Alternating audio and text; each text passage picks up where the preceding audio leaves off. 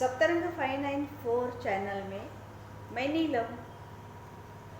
आज हम recce level first के आगे के वीडियो में देखेंगे शरीर से रिलेटेड जो कुछ भी भावनाओं होती है, यानी कि शरीर मनोविज्ञान भावनाओं का संग्रह कहाँ और कैसे किया गया है उसके बारे में देखेंगे। ऐसे तो हमने 24 पॉइंट्स देखे हुए हैं जिससे हम रेकी प्राप्त कर सकते हैं।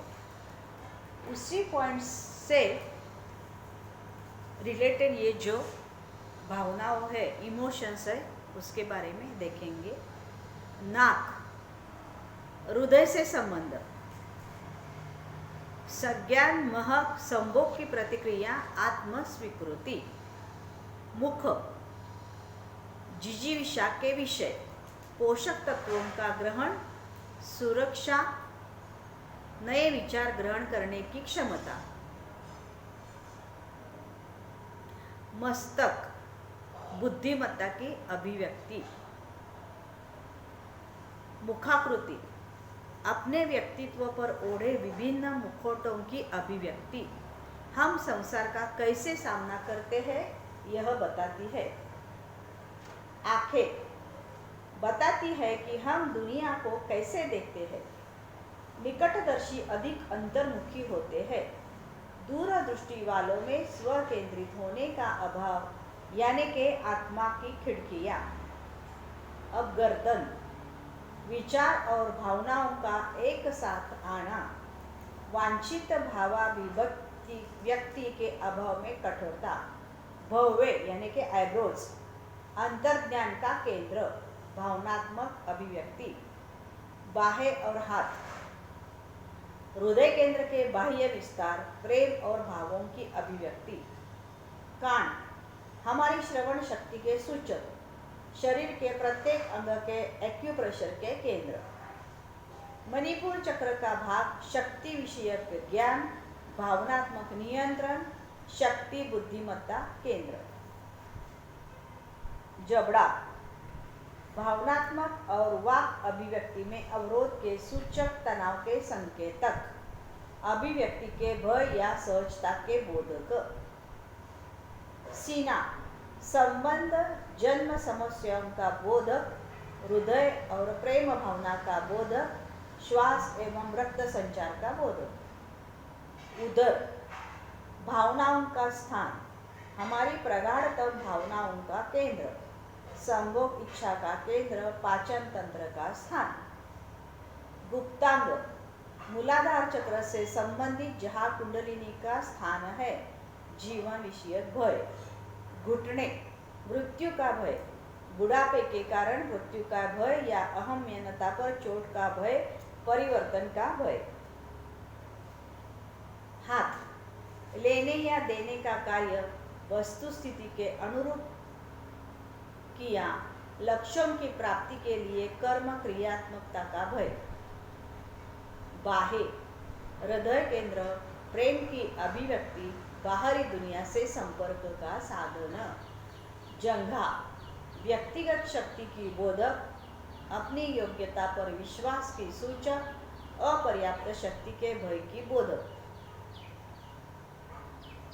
कोहनी से ऊपर की बाहें, क्रिया करने की शक्ति की बोधक,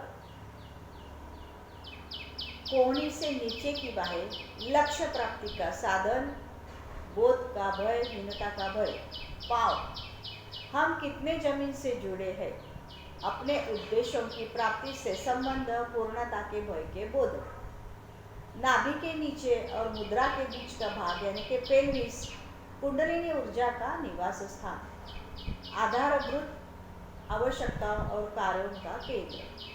कोहनी, बाह के ऊपरी भाग की शक्ति और निचले भाग की क्रिया को जोड़ने वाली।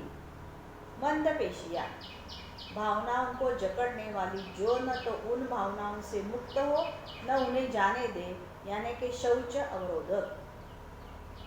कंधे, जहां हम संसार का भार उठाते हैं, उत्तरदायित्व निर्वाह का भय, महिलाएं यहाँ बहुत कुछ संचित करती है। पीठ, जहाँ हम अपनी सभी अवचेतन भावनाओं और अतिरिक्त तनावों को एकत्र करते हैं।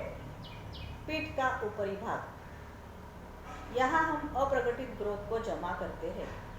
पीठ का नीचे का भाग, शरीर के निचले और ऊपरी भागों की क्रियाशीलता का मिलन केंद्र। उदर में निचले भाग में जागृत भावनाएं। जंघा का पिछला भाग, आत्मनियंत्रण की समस्याओं का सूचक, बात आई गई करने के भाव का बोधक। जंघा का भीतरी भाग, कामेच्छा जागृत होने से संबंधित समस्याओं से निपटना। पिंडलिया, लक्ष्य की ओर बढ़ने की साधन, कार्य करने के भय की बोधक। टखने, शरीर का संतुलन बनाए रखने का काम करते हैं।